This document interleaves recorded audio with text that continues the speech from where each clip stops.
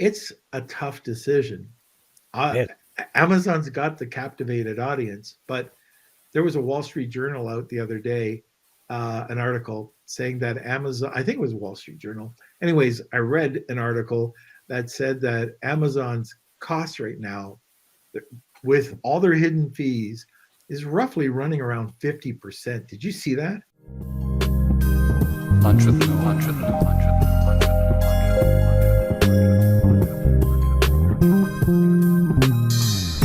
Hey everyone, it's Norm Farrar, aka the Beard Guy here, and welcome to another Lunch with Norm, the e-commerce and FBA podcast. Today, we're going to be talking about how to grow your e-commerce business with paid ads and DTC strategies. We're also going to be talking about why do some brands fail when they're running these ads, what do successful brands all have in common, and how does being on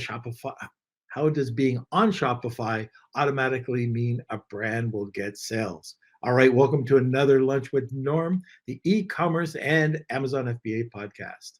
Kelsey's going to have to tell me whether he could actually hear me or not. I just realized that my mic, I was doing some taping on the weekend, recording on the weekend, and my mic was way over there. I was using a different mic. So hopefully you could hear me.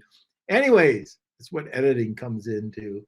Today, we're going to be talking about how to grow your e-commerce business with paid ads and DTC strategies.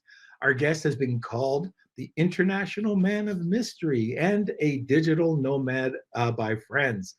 Over the years, our guest has the opportunity to work with some very large brands, well-known brands, Birdies, Pela Case, Jack Willis, Rose and Rex, and FTD Flowers. He and his team have helped e-commerce and DTC brands grow through PPC marketing, data, and CRO. Today, first-time guest is Duane Brown. But before we get to Duane, we'll have a word from our sponsor.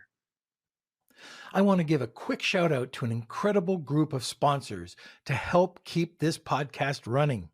The Lunch with Norm podcast would not be possible without the support of the following sponsors: Post Purchase Pro, Clear Ads, Jeff Schick Law, Rebate.com, Honu Worldwide, Digital Blacksmiths, Netfluence, Extreme Power, and Startup Club. Now back to the show. Welcome, Duane.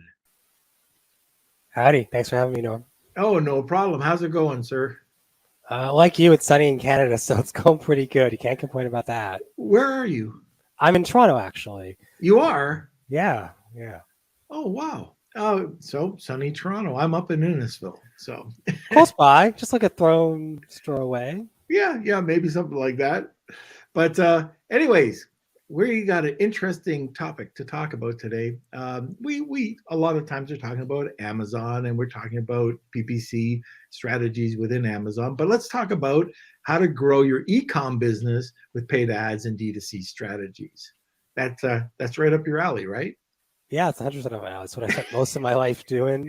I've been doing this for 17 years. So yeah, like helping brands spend money profitably, send traffic to a website. And I think, as you probably experienced, Norm, over the last few years, more and more brands, people you talk to probably spend more of their time looking at Shopify than the other sort of e-commerce platforms out there. Like, you got Magento, BigCommerce, you got WooCommerce. Shopify just becomes a bigger and bigger ecosystem every year. I wonder why. Is it just better marketing? Shopify was always a great platform, but now it's the go-to platform. Yeah, I think it's a bit of everything. Yeah, I mean, marketing, sure. I think one thing Shopify does, they launch a product, let's call it version 1, and then when they launch version 1.2, it's like they relaunched it again, making it seem like they've launched it for the first time when really it's like version 1.2 they launched. So I think they've done a really good job of figuring out how to put together a playbook to launch things to keep it top of mind. And the other thing is the platform is really easy to use, right? If you're a developer, you may find Magento easy, but the average person doesn't find Magento easy to use. You can kind of get by with WooCommerce and it does work, but some coding ability in WooCommerce would be really helpful if you want something really advanced. So I think the fact that it's dead simple to use, that the average person can use it, I think is what's made it a lot easier for them to take market share. Yeah, one of the things I like about that is it's the ease of use, but the consistency and I don't have to worry about sometimes on Woo, because it's on WordPress, you've got developers that might be going through college and all of a sudden they abandon it once they get a job. And now you've got conflicts that happen left, right, and center. Mhm. And depending on, how many plugins you put in, it slows down what you're doing. But anyways, I like Shopify. I like working with the platform. I've got a bunch of Shopify accounts. But let's talk about the topic today. And, what do successful brands do? What do they have in common? Yeah, I mean, successful brands, I think, have a lot of things in common. But I think one of the big things is, they actually have a product that people want to buy. As crazy as that may sound, sometimes we have clients who they want to sell product X, but I'm like, if nobody wants to buy that product, unfortunately, I don't care how much you love it. I can't sell what people don't want to buy. So having something that people want to buy obviously makes a lot of sense. And then they also understand how to position that product in the market. It may just be a water bottle. It may just be spicy honey that has chilies in it. It may just be pajamas or sweats or whatever, but they understand how to position the product where it isn't just sweats or a candle or honey with spicy sauce. They find a way to position the market so it stands out from the competition, because for most brands, there's 5 competitors, a dozen competitors. And so understand how to position your product in the market to make sure it stands out. It's really important. And then, the other thing they do well is they just have a great profit margin. Selling a product where you don't have a great profit margin makes it harder to run a business at the end of the day. Having 10 or 20% is not that great of a profit margin overall, but having 30, 40, 50, 60% makes it a lot easier to run your business, especially during these times where the cost to ship product, get your material from overseas, if you get your material overseas, even if you get your material within Canada, manufactured in Canada is obviously expensive in other countries. And so just having more room within your margin makes it easier to run your business during these challenging times. Spicy honey a thing? It is, yeah. Yeah. So It sounds really good. It is a thing, yeah. I've never heard of that before. See, as soon as you start talking food, I'm there. Forget the podcast. So, but anyways, yeah, that sounds pretty darn good. But I do have a person that I worked with, no names mentioned, probably listening to the podcast, but had a superior product. But one of the things that was not done was competitive analysis, shipping costs. And unfortunately, although this was an incredible idea, I loved it. Her packaging was impeccable. She got a patent for the product.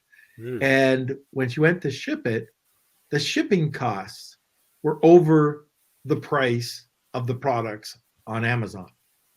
So she had this product that she had the margins and everything built in, but when she shipped it, she lost it all. And right now, her product is basically there for liquidation. Yeah, she can't move forward. She had to take a loss.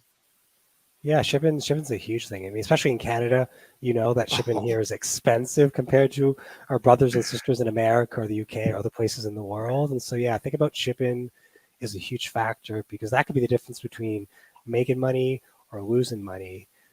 Even as you scale a business from, $500,000 to $1 million or $1 million to $2 million, one thing people take the eye off the ball sometimes is they don't think to go back and realize that maybe I can get better shipping rates at a XYZ provider because I'm shipping more product. And so think about your shipping rates as you grow your business is equally important because you can potentially save some money as you ship more product and have a larger scale of a business. So in Amazon, my soap with the pack and the shipping fee is $4.65. That's what it costs. And this is if you're sending out a single bar of soap. We stopped selling in Canada because the expense, it was $8 to send it here. But get this. So I live in Ontario and there's the Great Lakes are situated here. I had to ship 1 bar of soap up to Sault Ste. Marie. So it's a bit of a distance. That 1 bar of soap cost me $23 to send. So why do I not sell in Canada? Because of the cost for my lower priced items. It just doesn't make any sense. In the States, I can ship all day long at $2 a shot, $2.99 a shot.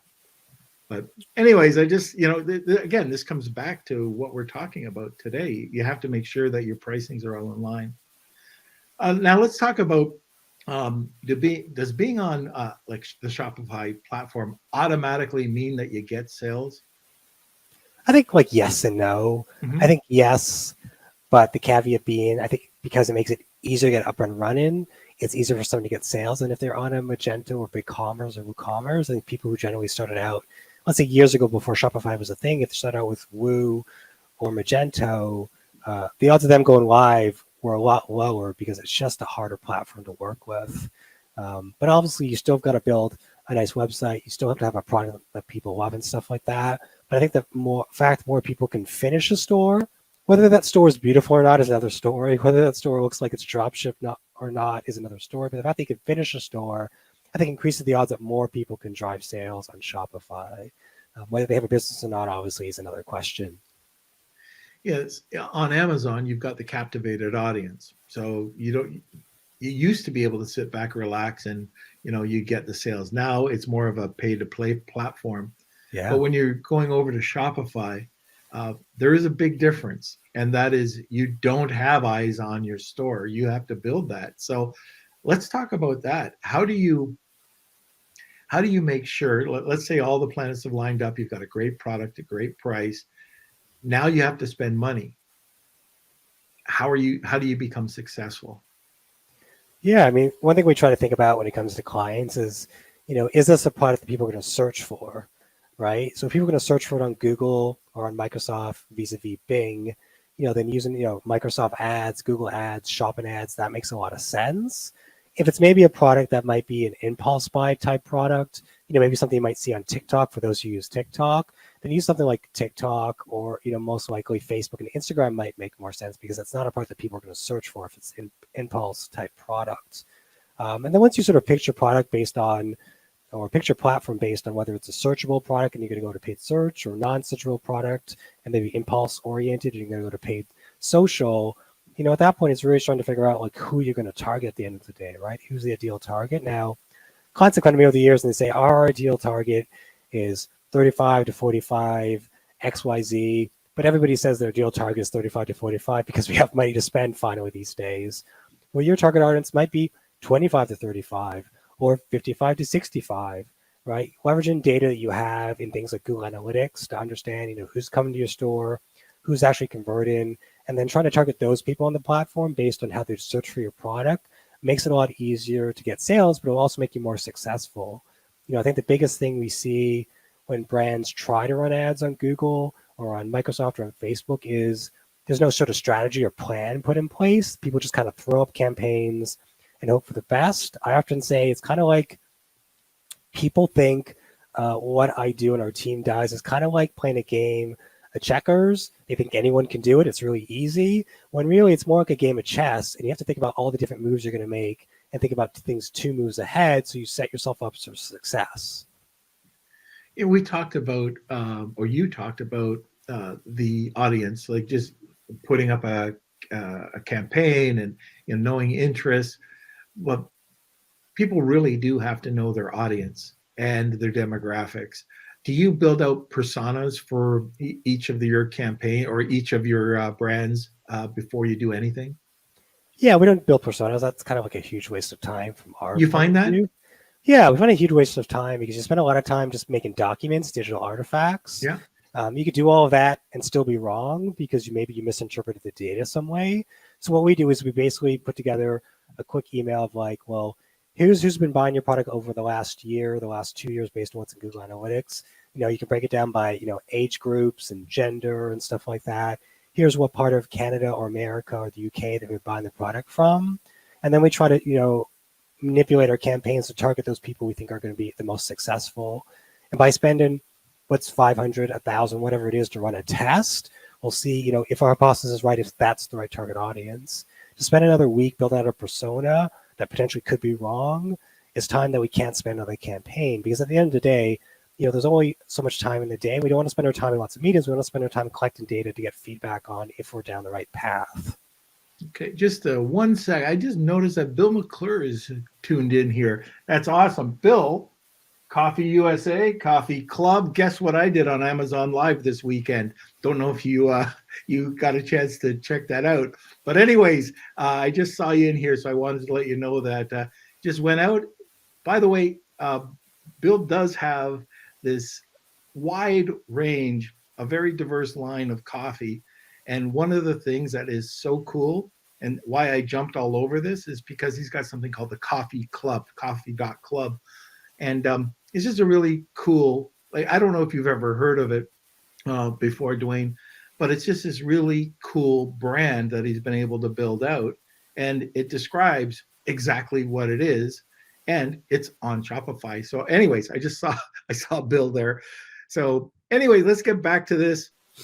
You know, it's funny that you said that about personas, because Rand Fishkin was on and we were talking to him. He was the founder of Moz, and now he's got something called Spark Toro, and it helps you understand who to market to, who the influencers are, what they are, like where to target. And anyways, yeah, he came on and he said the same thing. He said, too many people spend too much time looking for the perfect persona and they're missing it. And you know, I'm on the other end. I'm sitting there going, personas are everything. And I'll go in and I'll dig, especially if it's a new brand and you don't have that data to interpret. But anyways, it's just interesting to hear your standpoint on that. Yeah. You know, the challenge is, you know, there's only 40 hours in a week, 35 if you take away lunch. And so, you know, a lot of people in our industry do spend a lot of time on research. We're doing a lot of research, but research isn't running campaigns. You can like launch a campaign and get the feedback. You know, other marketing channels are a little bit different because sometimes you don't get that, you know, feedback loop of launch campaign, get feedback, make a tweak, keep on getting data, get feedback, make a tweak. And so because you can get that feedback from paid ads, trying to minimize the time you spend just doing research, because you can do all the research in the world and be wrong. It's like a business plan. Yeah. I could write you a 20-page business plan, but it's probably going to fail completely in year 2 of the business. Why don't I put together a 2-page business plan and actually go and see if people want to buy my product or service? The executive summary. Yeah, just do executive summary. Keep it to the highlights. Right. Yeah, I get it. I get that. Like I said, if anybody is listening, check out Spark. I don't have an affiliate. Rand actually does not allow for affiliates, but check out sparktoro.com. Is about an 8-minute training video.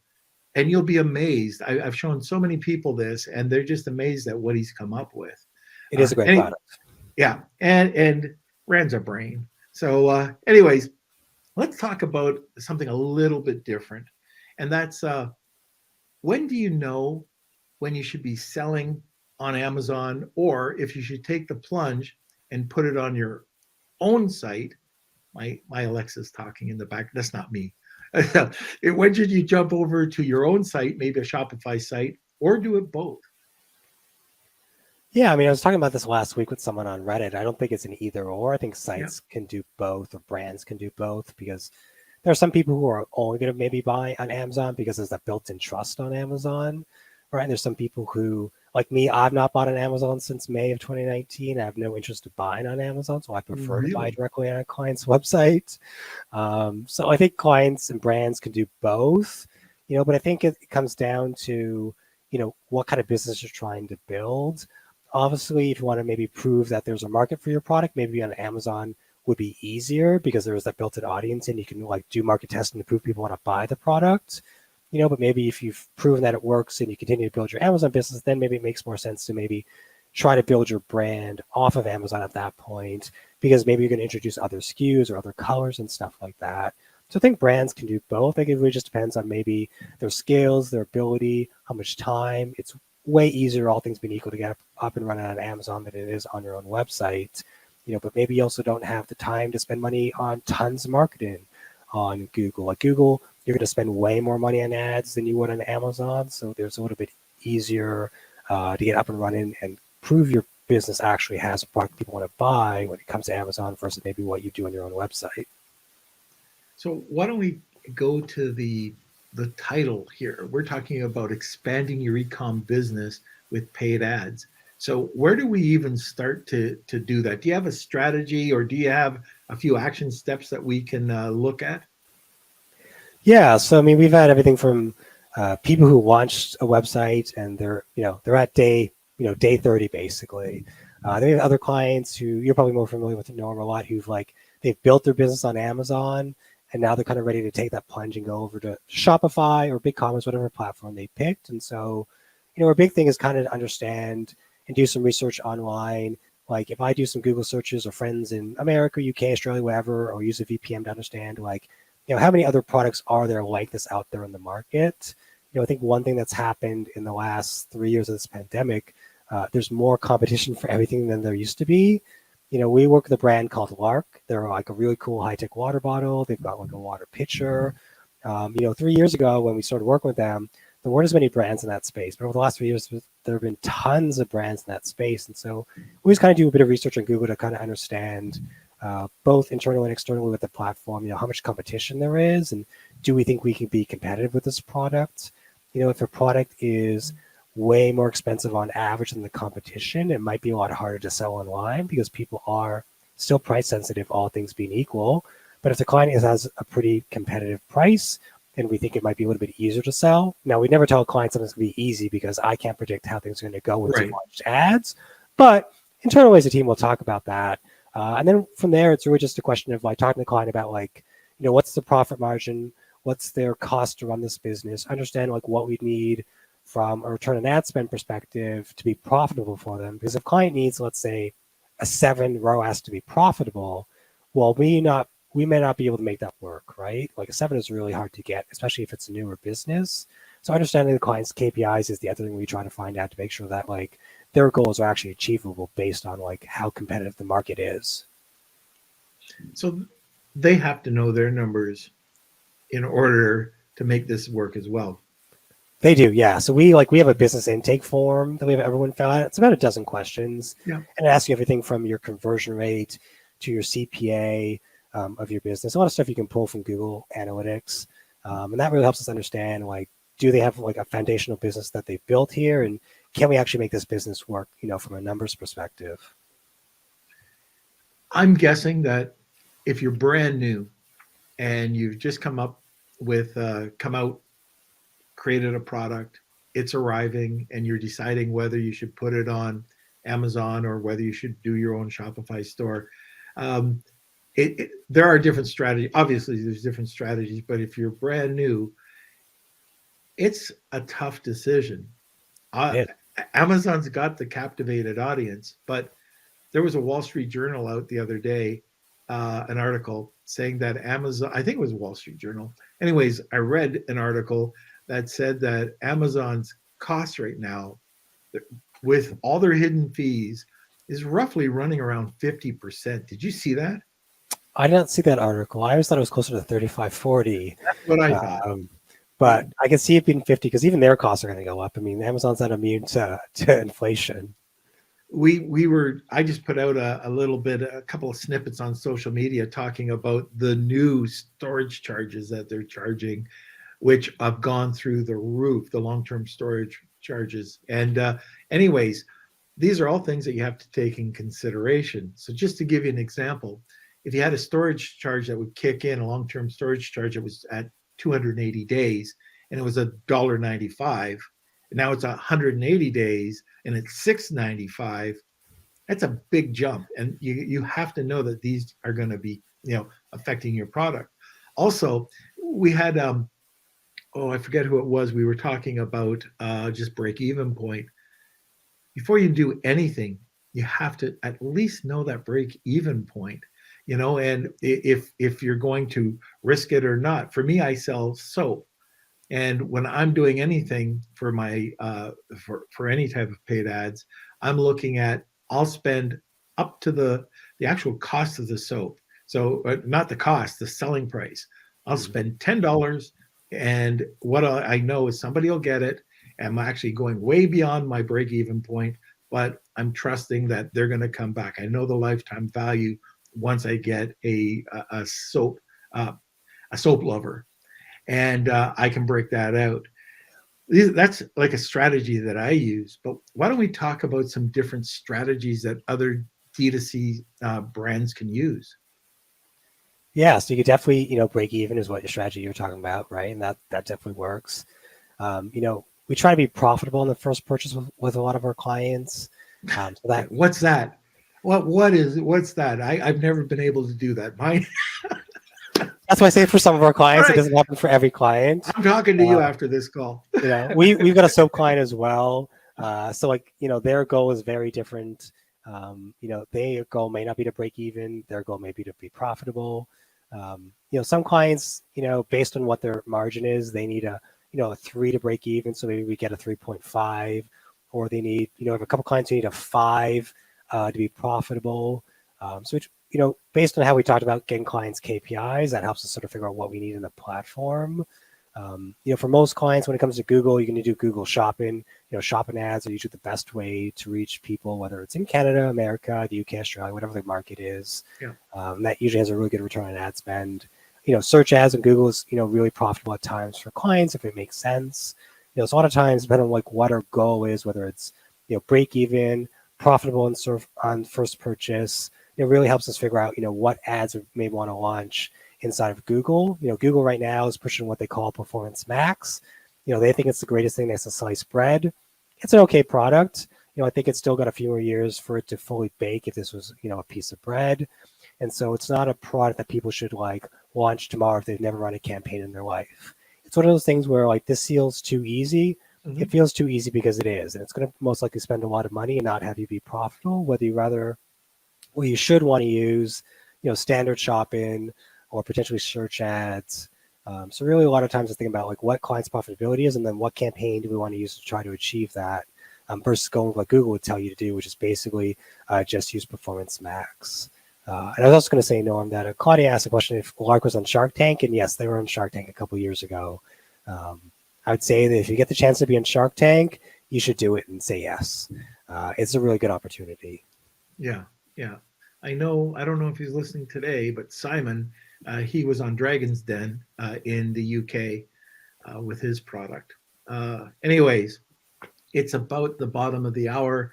At this time, anybody who knows the podcast is that we talk about the Wheel of Kelsey. We've got a great giveaway today.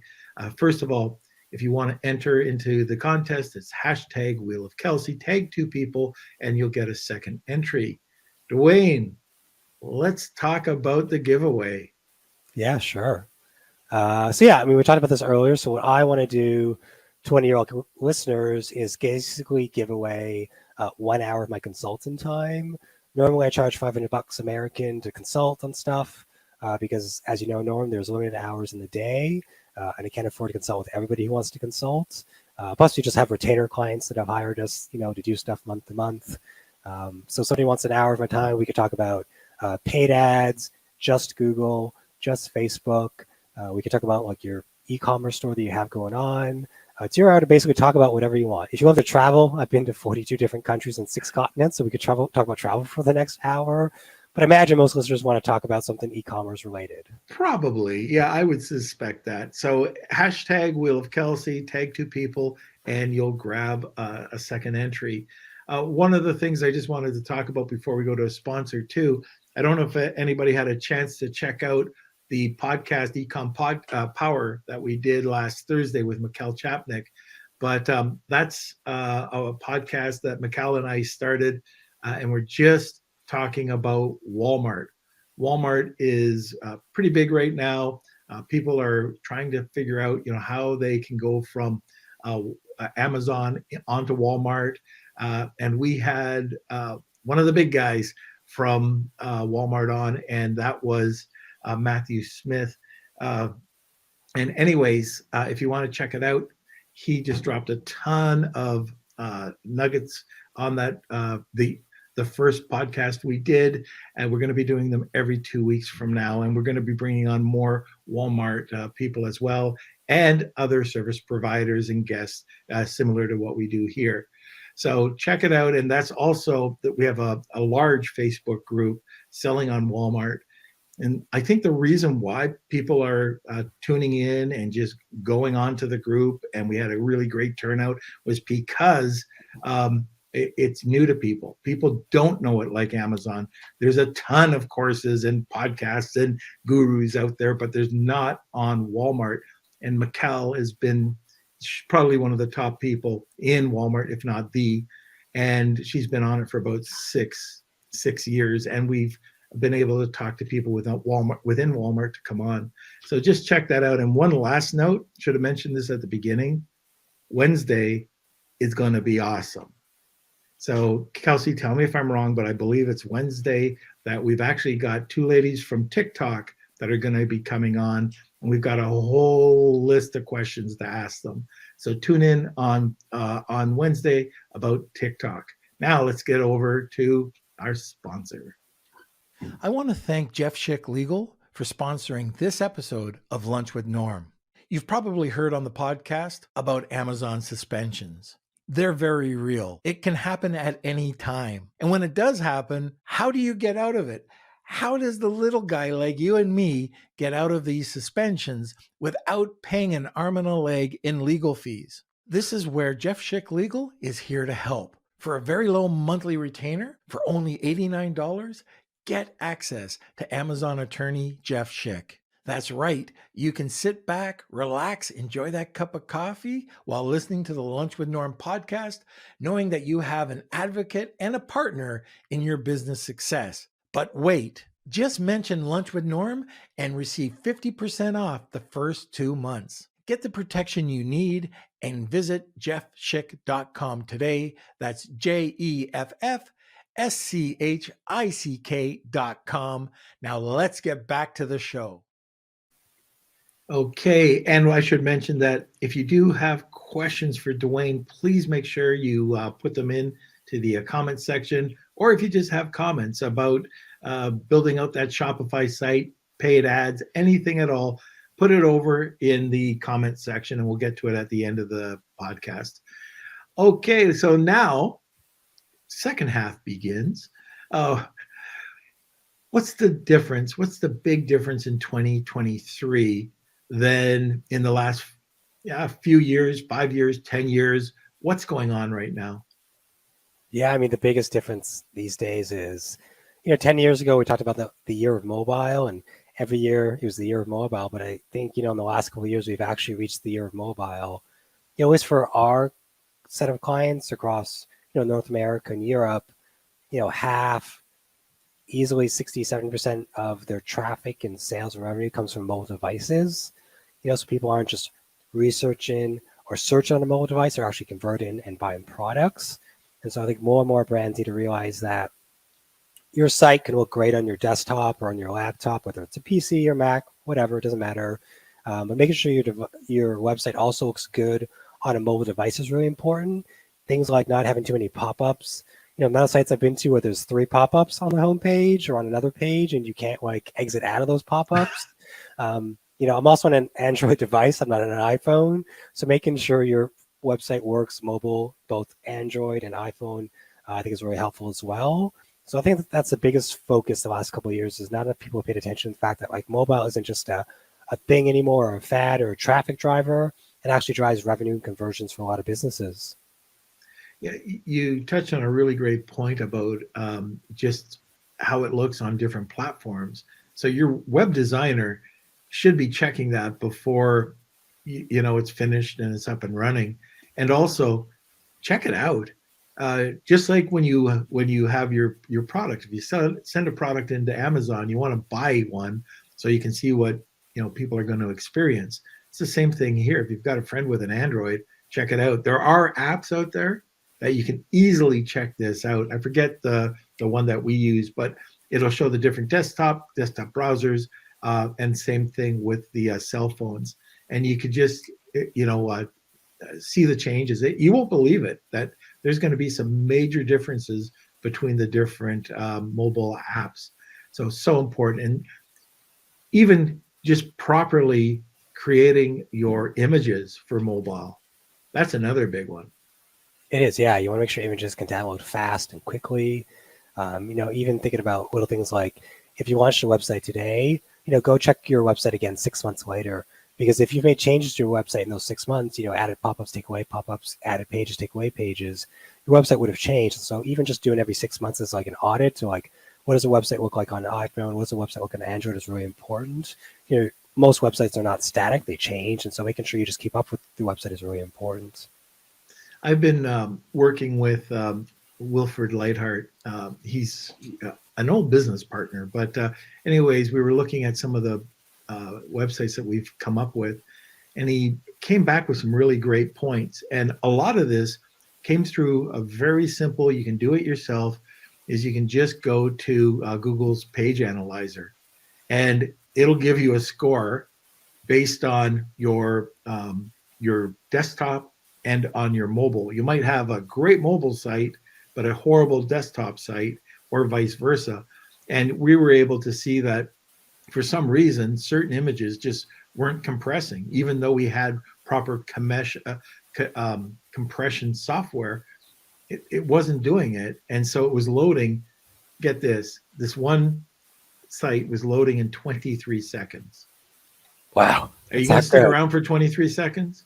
Most people probably won't make it past 10 seconds. It's a microsecond, right? If it's not starting to load.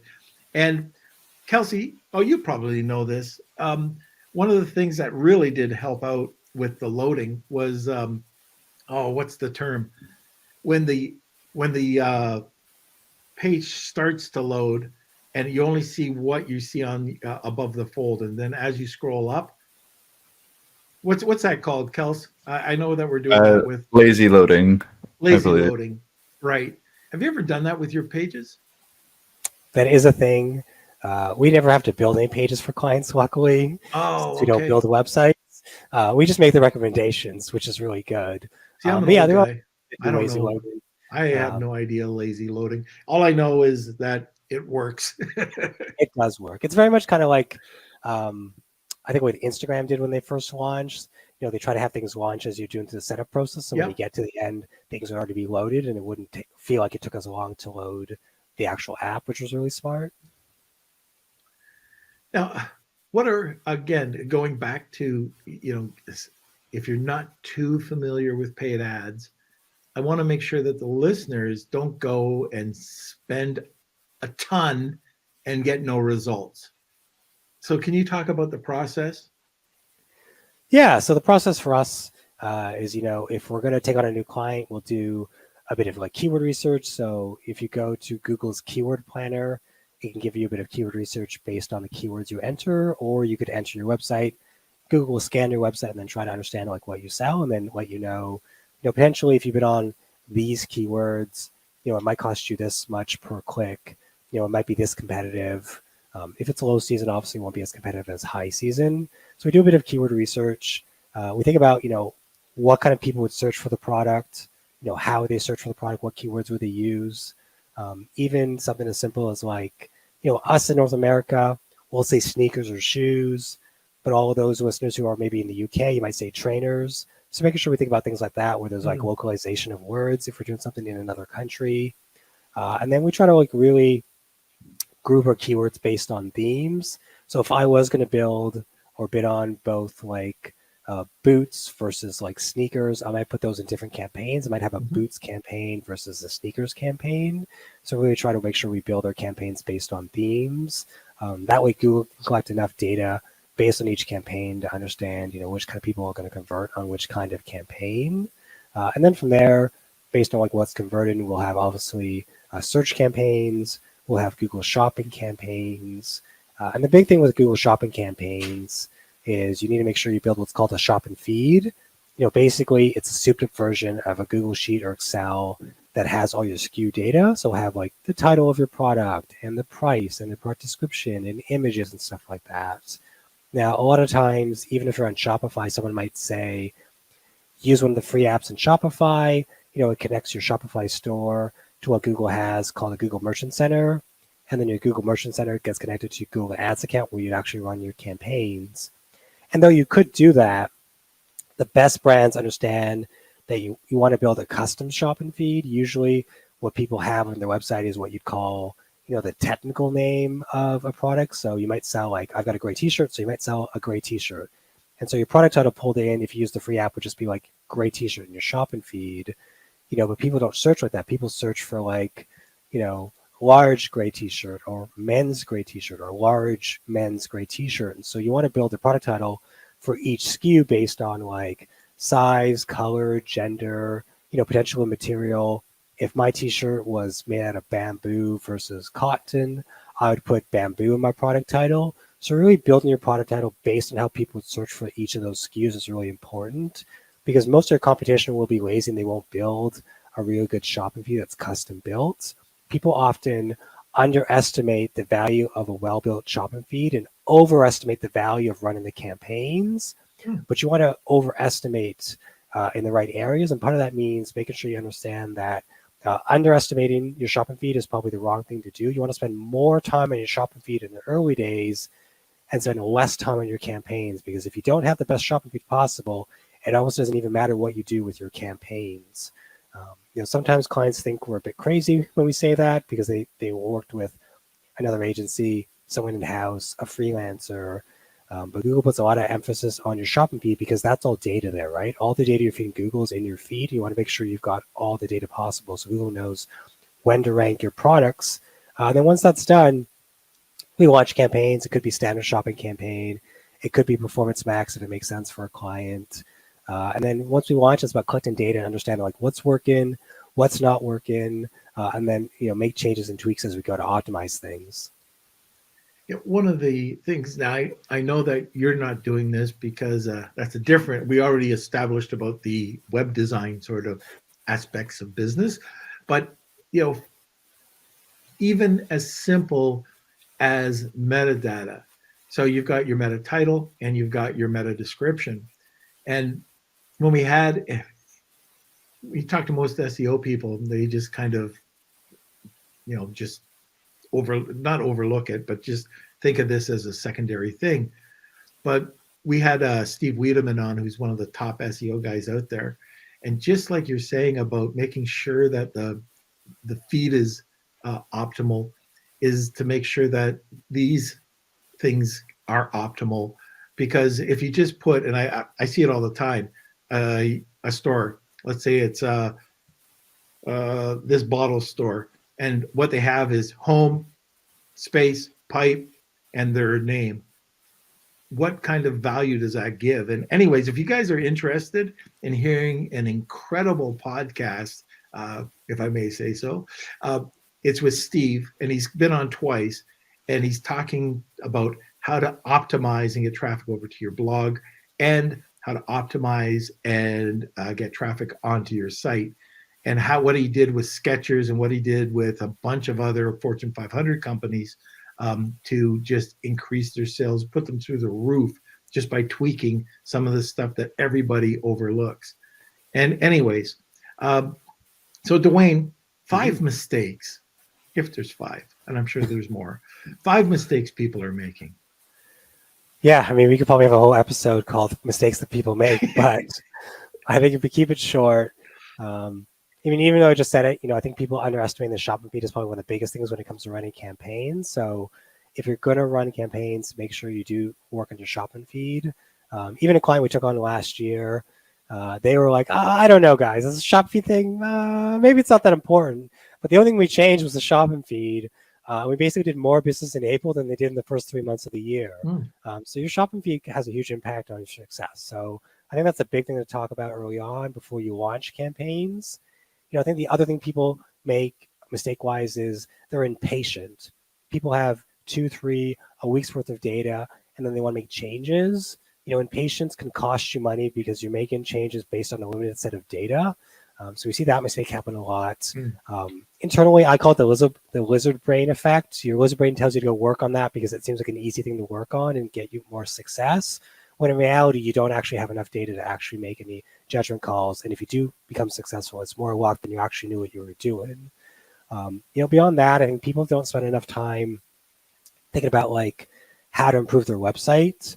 Obviously, I understand the challenges of running a business and there's lots of things to do, but your website should be think of as a living, breathing document, and it should be updated and changed as it makes sense. Whether it's you don't currently have any reviews right now, so you spend a lot of time going getting reviews, and then you built some sort of reviews page on your website. If you're on Shopify Plus or you're on another platform that isn't, a non-plus Shopify plan, thinking about customizing your checkouts really valuable. Adding in social proof is something we see a lot of brands not do. So those two things of not working on their checkout, just not updating their website. And then what we talked about at the top of the hour is, mobile is more important today than it ever has been, but people, I don't think, have realized that because we've been saying it's the year of mobile for a decade now.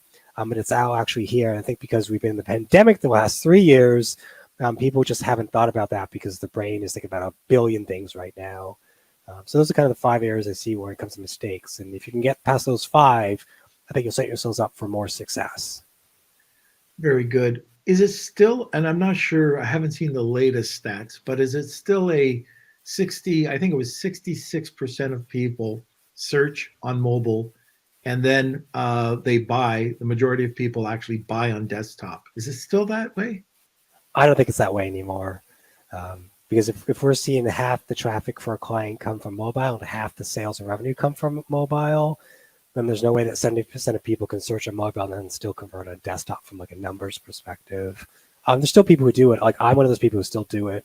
I find it awkward sometimes to enter my credit card on some websites. And so I find it just easier to go shop on my desktop. But there's some people who just prefer, and that's cool. Right. Okay. Last question, then we'll go over to the audience. But are there resources out there? You're an agency, but if people don't go to an agency, any resources that you could recommend where they can go and learn more about doing paid advertising? Yeah, so I mean, most of the ad platforms all have their own free sort of academy, for lack of a better word. So Google has Google Skill Shop. It's free to sign up. You just need an email address. You can take lots of different classes on search ads, shopping ads. They even have classes on things like YouTube and Google Analytics. I can't remember if there's anything on Google Analytics 4, but I imagine there will be in the next month or so. So that's a good place to go. Facebook has Facebook's Blueprint. It's also free. You can just take the classes. Not free to take their exam, but it is free to take the classes that you'd use to get the exam. So I think that's always the best place to start, partly because it's free, so you can see if you understand like the concepts and stuff like that. And then there's a smorgasbord of like people on YouTube who have channels and stuff like that. Obviously, like YouTube is like blogs. Take all information with a grain of salt. Some people are just trying to sell you more smoke and mirrors than actually know what they're talking about. But there are, a plethora of, blogs out there and YouTube channels as well. All right, very good. Kels, let's get in some questions. All right. So we have a couple questions come in. Starting off with Claudia. Norm, do you have an SOP for how to build a customer avatar for a new brand? If so, would you be willing to share it with the Beard Nation, please? And thanks. I do. It's more graphics than anything, but I've never spent a lot of time building out. Putting together an SOP on it. That's one of these ones that's always been in my head, but I am working very closely with this course I'm taking, and it's unbelievable. So I've signed up for this AI boot camp on Digital Marketer, and what they're showing is very interesting about how to build out your brand, your persona, the values, like everything you need for a complete business plan and an executive summary, but it's all there. And I love it. I actually it's one of these classes I'm looking forward to. It starts today. What time? 3:00 or 3:30 till 5. And it has it all there. Actually, I've got Afalabi, getting understanding it a bit more, and Kelsey's in there. But I would be happy to share that information, and I'd be happy to use the chart that we always use on how to build a persona or an avatar. Also, if you want to check this out, tell me if I'm wrong, Kels, but I thought it was Scott Cunningham that was talking about how to do that. Yes, Scott Cunningham. Yeah, so you can check that out too. Okay. Talking about ChatGPT, Howard is asking, do you have any advice on how we should be thinking about using ChatGPT right now? I do not. I think it's an interesting trend, but right now it feels like more hype than actual applicability. Because if you look at ChatGPT or any of those tools, all they do is pull from the internet. But if you spend a decade of making mediocre content on the internet because everybody wanted more content, I don't think ChatGPT is going to pull anything that's like really fantastic. Um, Maybe you can use it to pull like something that's very basic, and then, as someone on our team would say, zhuzh it up a little bit and make it a lot nicer. But for all intents and purposes, I think it's just something to look at, but not anything that's applicable to what we do. So for Chat GPT on my end, I'm trying to look at it and use it the best way possible. As you know, that we have a content company as well, and how can we use that to create better content? We have a ton of content sites. How do we do that? And ChatGPT on its own, if you don't know prompt or prompt engineering, you'll just mess up. What you'll look like to any marketer is that you just went to ChatGPT. And I see that right now. I don't know about you, Duane, but I talked to we had a meeting this morning, and I'm getting tons of people emailing and sending me messages on LinkedIn. And actually, I'm getting really ticked off because I'm just sending them into delete, like into my trash, because and in fact, I have, and I told Kelsey this in the meeting today, I got you covered is one of those keywords that are phrases that if I see that in an email, I don't even look, it goes directly in. So, and you see these phrases on LinkedIn. So if people have taken these courses and there's a specific sentence, I just take that and I put it into a filter. And if that comes into my email, boom, it's just gone. And there's so much of that. People don't realize it. Oh, ChatGPT, I'm just, it's this new thing. No, it takes work. And to properly train it and to properly get it to write the way that you want it to write, you have to, what are you writing for? How do you want it to act? What level? What tone? And then it's fine-tuned. I was telling in the meeting today, I was doing something for a presentation, and I wanted to add some details to it. And it completely gave the opposite. So let's say we're talking about sellers, it was talking about consumers. Mm. And so you can use it. It's absolutely incredible.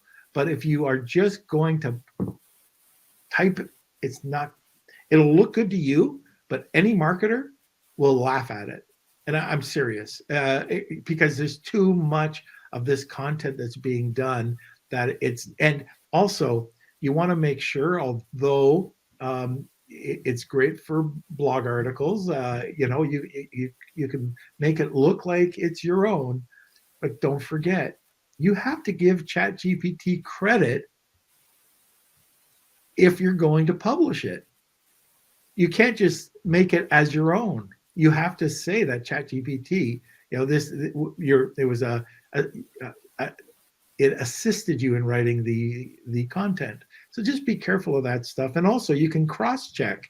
So you can put it into a rephraser that makes it look a little bit different, or you can take this and you can put it into, and they're doing a much better job into Jasper. And Jasper can take it and tweak it even better to humanize it even more, or our friends over at Phrase. These are different elements that you could use. Now, I believe Phrase uses ChatGPT, but you can take the information that you have off of off of the source and put it in there, and it's just going to fine tune it. And what do you have? Come here. The other day he brought me a raw egg. The other day he brought me a knife, and now he's brought me a spatula. My wife must be cooking eggs or something, and my dog has brought me my spatula. So, anyways, that's my dog, and that's it. That's it for ChatGPT. But anyways, I just thought I'd give my 2 cents. All right. Let me see. From Claudia, is it true that Google will give you $500 in free ads if you've never touched or never had an account before? I mean, that's a yes and a no. The dollar amount depends on what country you're in. In Canada, it's never $500. It's a lot less in the UK and other countries. It's a different dollar amount. So every country has a different dollar amount of free credit that Google will give you. However, you've got to spend the money first. So usually it's you get $500 if you spend $500, or you get $200 if you spend $200. So you've got to spend the dollar amount first, and then they give you the free credit. And it's usually based on a brand new ad account. So as long as you've got a brand new ad account, as long as you spent the money first and then you get your free credit, and usually you've got to spend the money within 60 days. I think in some countries it might be 90 days, but just read what the terms and conditions are. You can get it. So we've had clients who've taken on where we've opened up 4 ad accounts, and each ad account hits the free credit amount. So you can get it for every ad account you want, as long as it meets the terms and conditions set out for that promotion and for that country. Okay, perfect. All right. And let me see. It looks like our last question is from Claudia. Now that Bing is using AI for their search engines and they are getting a lot more users, do you think Bing is a good place to advertise on? I mean, I don't know if they're getting a lot more users. Imagine maybe they will. But yeah, we advertise on Bing and on Microsoft Ads.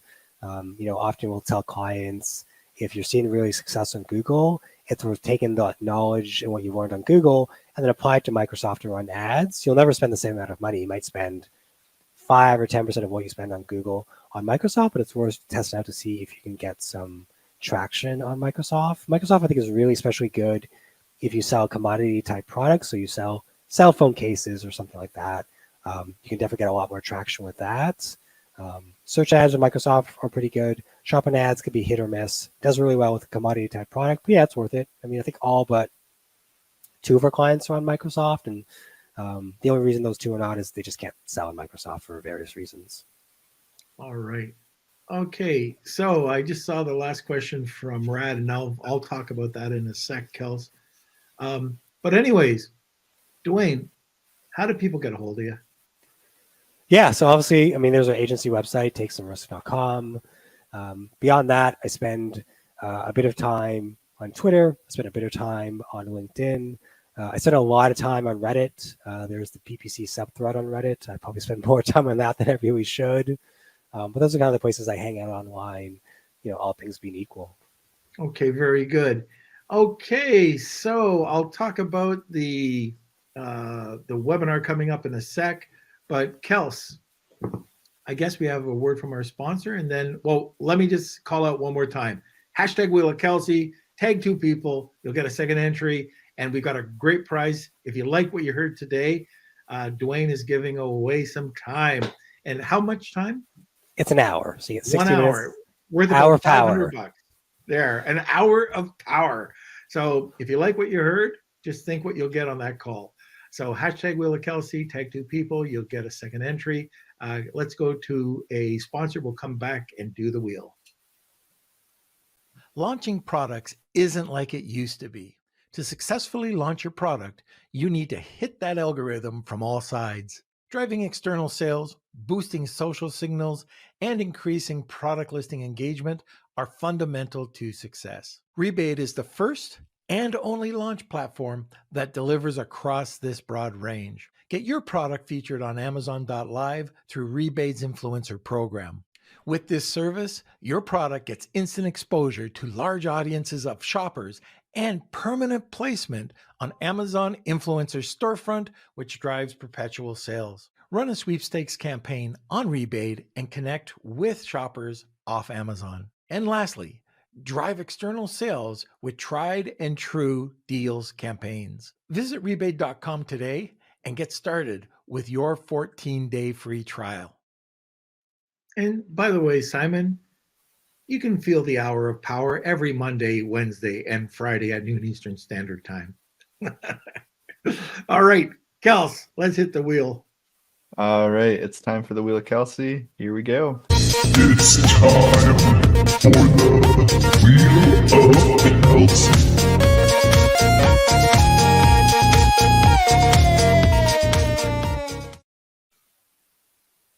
Right. Thank you, everyone who entered today's Wheel of Kelsey. We do this every single podcast. We're going to give this a shuffle and give it a spin. If you are the winner, please email me k@lunchwithnorm.com and we'll connect you. Looks like it is All right, Rad. Okay, congratulations, Rad. You know the drill. If you can email me k@lunchwithnorm.com, I will connect you with Duane. And thank you everyone who entered. Okay. Well, thank you, sir, for coming on. Another Torontonian. It was great having you on. Thanks for having me on, Norm. I appreciate it. Want more great information? Don't forget to subscribe by clicking here. Also, if you want to check out our latest podcasts, click over here. Lunch with Norm.